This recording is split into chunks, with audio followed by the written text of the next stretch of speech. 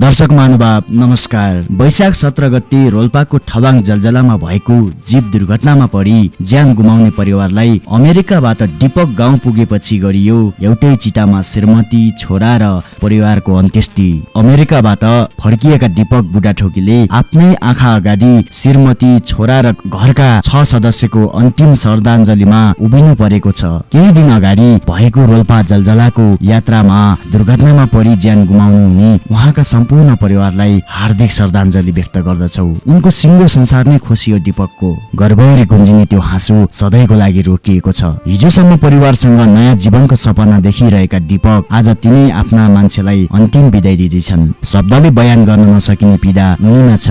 जीवनको सबैभन्दा ठूलो खालीपन पनि उनलाई भएको छ। ईश्वरले दिवंगत आत्मालाई चिर शान्ति प्रदान गरून्। दीपक बुढाथोकी र शोकाकुल परिवारप्रति हार्दिक समवेदना व्यक्त गर्दछौ।